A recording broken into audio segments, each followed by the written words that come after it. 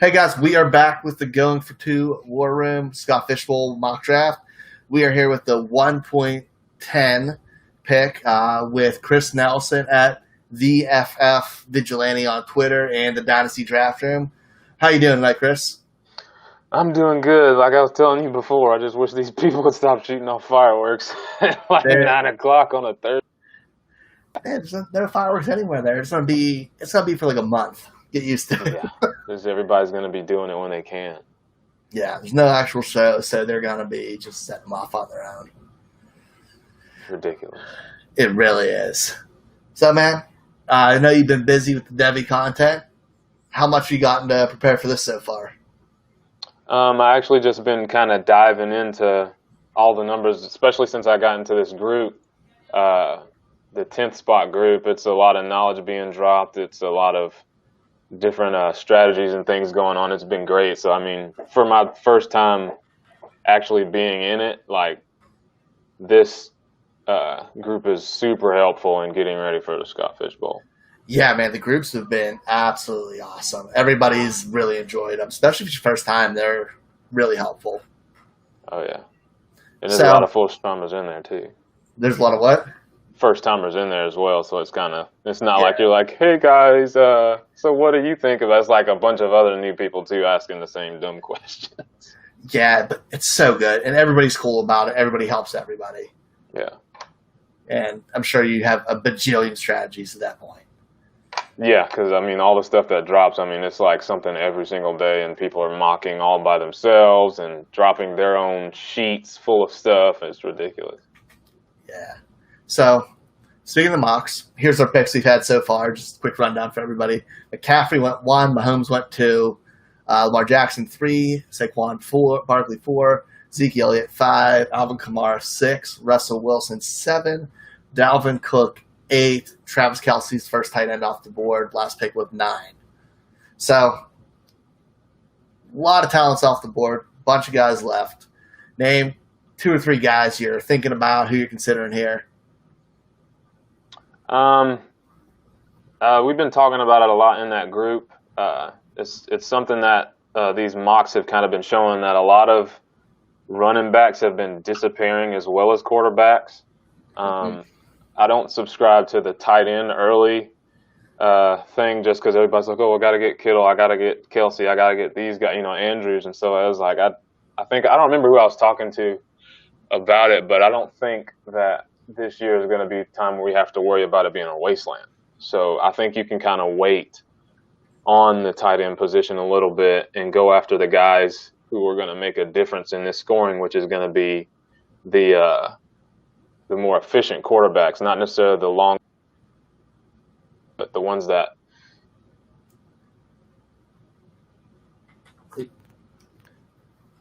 is the best one I see right now as far as running back is concerned. Looking at the ADP and that this, I don't remember who put it together. I would have shouted them out, but they've got 73 mocks together. And Joe Mixon is somebody that I consider at this position, probably even Nick Chubb. But the common consensus in the group really has been Drew Brees. So I'm not sure if I want to wait on him in this on the turn at the 2-3. But I'm almost positive, and anything can happen on draft day, but I'm almost positive that I'm going to go quarterback, running back, or running back, quarterback, one of the two. Yeah.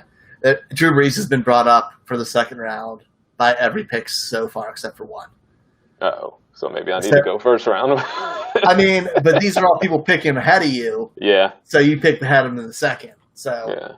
But yeah, he's been being brought up a lot. It's not a secret anymore. Yeah. It's especially because I've been trying to shoot you guys as rankings out there with the 2019 stats and stuff like that, and looking at that, he was pretty high ranked up there too. So I kind of want to get my hands on him. Yeah, he was QB2 last. He would have been QB2 in the scoring last year. Yeah, it's going to be ridiculous, especially if he maintains that or raises it up. He's hyper efficient. Yep. So is that who you're taking, or who are you thinking? Actually, because with it staring me in the face, I was talking to the beer guys. Wow, Thury and all of those guys over there. Yeah. We were talking about mixing on the AFC show that I did with them, and I got sold on him talking to those guys about him. I know Joe Burrow's. I mean, all the rookies are going to have a harder time getting acclimated to everything. So I think that Joe Burrow is going to be one of those ones that is going to be handing it off a lot to a more experienced running back. AJ Green.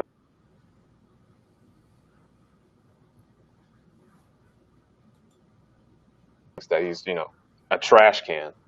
Or has a possibility to be a top 5 running back. Because, I mean, after the first few guys that go off the board, I mean, Nick Chubb has an argument, and there's the guys that would say that Miles Sanders might even have an argument. But, I mean, I would feel comfortable going with Joe Mixon here. Yeah, I do too. And this is, he's best. It's this rookie, but he's the best quarterback he's played with, and the receiving core is better. It should make his life easier. So I'm all for that.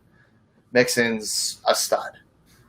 Yeah, he's a super stud, and hopefully I can get a chance to get one of those guys before, because, I mean, who knows, by the time it's all said and done, it could be all running backs, no tight ends, and quarterbacks before I even get to pick.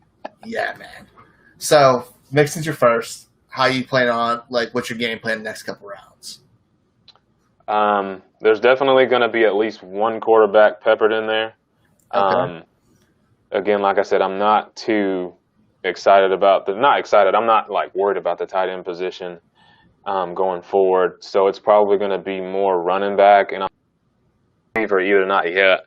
Because again, like I said, all these mocks are projecting quarterbacks and running backs to fly off the board. Mm-hmm.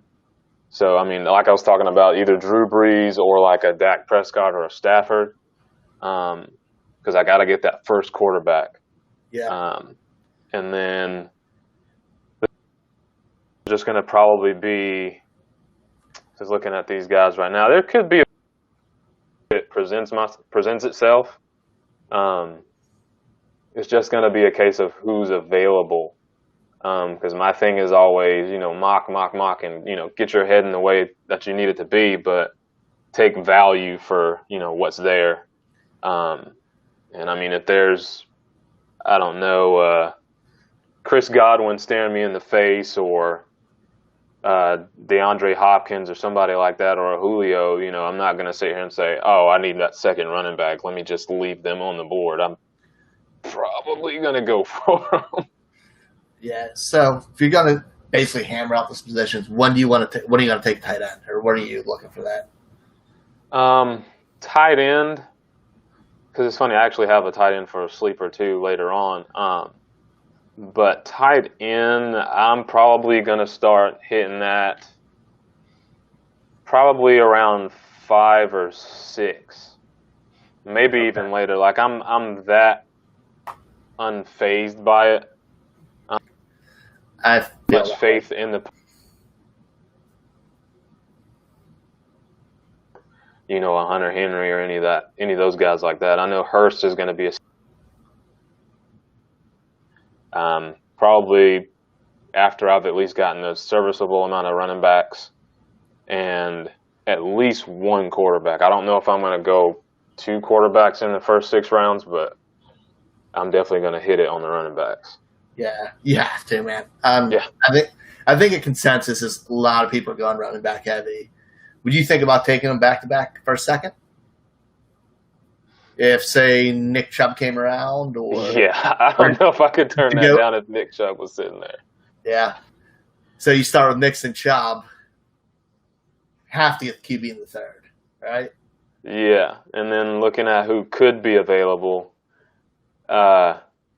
I mean, there's a conglomeration of like a Wentz or Ryan. I don't know I could go Rodgers, but I think I might even hold off just a little bit if it stays, chalk as chalk things can go. I could go for Stafford for that maybe 4th pick. But I mean, I'm not really afraid of Matt Ryan either at that position too. No, I could go for a quarterback at the 4th. Yeah, that wouldn't be bad at all.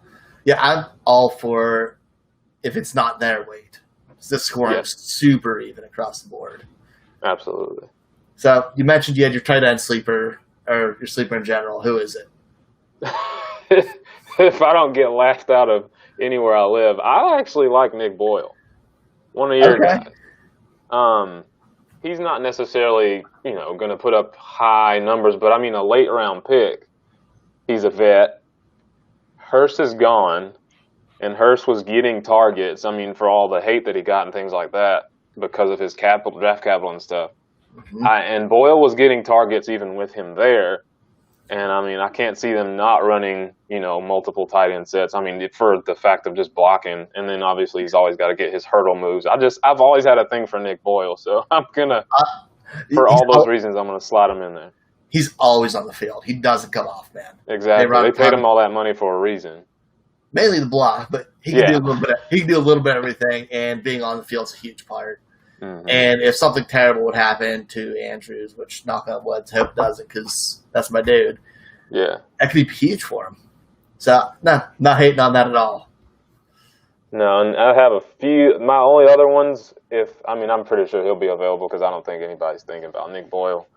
I have Olabisi Johnson because everybody's like so sold on Jefferson, which, yes, for Dynasty, he's great. But again, I'm part of that party that's going to kind of fade rookies, especially in this format. Like, I don't know. This is my first time in it. I want to go for those sure things, the vets, the guys who've been out there that don't need too much time to get acclimated to everything. Like, I'm not saying the rookies won't catch on, but I'm not going to overload on them. So I'm probably going to go with guys like, who could be the twos that could step up. I mean, and my other ones are Quadri Allison, another pick guy, and then Ito Smith, because Todd Gurley could go down. Not necessarily for any other stuff that's going on in the world right now, but I mean, he's got injury issues. So the Quadri Allison one's super interesting. Yeah. I like that pick because especially the format. If something would happen to Gurley and it's between him and Ito splitting time, his point, what he does, is good for this scoring. He's going to get the short yard carries. He's going to get the red zone carries. I love that pick. That's super sneaky. Hopefully no one in your division's listening to that one. But I like that. So I stay away from my guy. And he could get first downs too. I mean, like all the stuff you said, he could get all that short yardage stuff and it's going to boost him up big time. Yeah, I mean, he could even get that with Gurley and try to keep him fresh and not get beat up on those situations. That is true. I didn't think about that. I could actually, let's see, because they got him sitting in round 3. Right, I mean, obviously it won't go super chalk like that, but I mean, he's sitting right at my 10th pick, or not 10th pick, my pick in the 3rd round. So who knows? That could be my 3rd round running back and then go snatch up one of those guys later. Do you want a handcuff in this? Yeah, I forget who you're talking to the other day, who was talking about the handcuffing thing, and it made a lot of sense, a super ton of sense with everything going on. You might be cycling through a bunch of people. Yeah, I'm not trying to go for threes, but yeah, and that was triple D ID or triple D on here. Nick Anderson was his name. Yeah, but yeah, I think it made sense with this format, and even if you're not getting the ones that you have, I like that, like handcuffing other people's players. Yeah, handcuff my own, shoot. Yeah, get those backup, those wide receiver twos, running back twos, and maybe even quarterback twos if you run out. But I don't think we'll have to dip that deep into it. I hope not. But what else? You got anything else for me? Any other plans, theories, anything you want to talk about Scott Fishbowl? I think the only other guy I'm looking at, which obviously, it's going to be a homer type thing, but I mean, Ben Roethlisberger, like everybody's calling for him to bust, and I don't think he's going to be, a top 10 quarterback, but he could be top 15. Mm-hmm. And given the fact that he's not trying to force it to Antonio Brown, there's no more interceptions. I'm not expecting him to throw 5,000 again, but I mean, give me in the 3,000s. I'm not expecting him to rush or anything, but I mean, he could be a safe quarterback 2 for you that has a chance to blow up because of all the weapons that he has. Yeah. And I believe that, I mean, we haven't seen him without Antonio Brown in a while. I mean, there's literally no, I mean, Juju, well, I mean, I guess everybody will consider him the one, but I mean, there's nobody they're going to get 115 targets.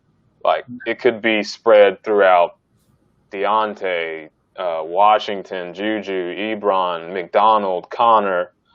Even McFarland could get some touches here or some receptions here or there. So yeah, I like that. And you said the one thing Ben does really well is he doesn't take many sacks. Exactly. He's really good at that, and that's huge for this. And so I like to take down. And because the good thing about it was an injury to his arm. It wasn't an injury to his leg, and he's always been able to, escape. He's not a dual threat quarterback, but he's got a little shimmy to him. But a little shit. It's all you need. That's all you need. But I'm glad I think it's been 3 years trying. I did what did I do? I did the, what's the name for it? The satellite. Yeah. Last year, and I did terrible. I think I was at the bottom 3 in scoring with a bunch of people I didn't know. And then I did 2 eliminators. It was a kitchen one. I don't know who the guy was. Yeah. And then I did was it Daniel Brown or D Brown or something? It's like DB Bro or something. Yeah. I did his, and I lasted to the last 4 people because I was so pissed. I made a bad decision. I didn't make a bad decision, but I feel like I could have picked better, and I would have been right in the money on that one. Yeah. Those are fun too. Yeah. So if you guys aren't in, do those. They're a great way to try to get in too. So it helps. Awesome, dude. Appreciate you coming on. Tell everybody where they can find you, what you're working on, all that good stuff. Plug some stuff for me. They can find me on Twitter mainly, but first and foremost, my official stuff is with the Dynasty Draft Room. I cover the Group of 5 conferences and the independents, and that's going to be skewed towards Devy format, college fantasy, and even your campus to Canton. It'll help you move through that. And then my kind of side thing that I do is The Office, and I haven't really gotten a chance to explain it, not on Twitter, but it's basically, I call it The Office because I love The Office, even though I love Parks and Rec more. But I had to find a acronym for it. I was like, offensive film. I was like, oh, this is happening. And so I came up with the Offensive Film Investigation Sanctum just to kind of to make it work. And it's basically I operate out of my office, and I call it The Office. And I basically it's more of my stuff that I can kind of go towards doing more a little bit of scouting and stuff, kind of like we do in draft season, but just because I don't do that with the draft room, I can do that with myself and do offensive skill positions and drop threads and video cut-ups and analysis on players that people might not know about. And I think that is pretty much it for me. Awesome, dude. Well, it's a blast. Good luck in the Scott Fish Bowl. Thanks. And we will be back with 1.11 and 1.12 here soon. Go on to my pinned thread and go buy raffle tickets for the Amari Cooper autographed mini helmet. 100% of the proceeds go to the Scott Fish Bowl, and we'll be giving it away during the podathon at the 3:30 spot for Goingfor2. But I will catch everybody on the next go around. Thanks for coming on.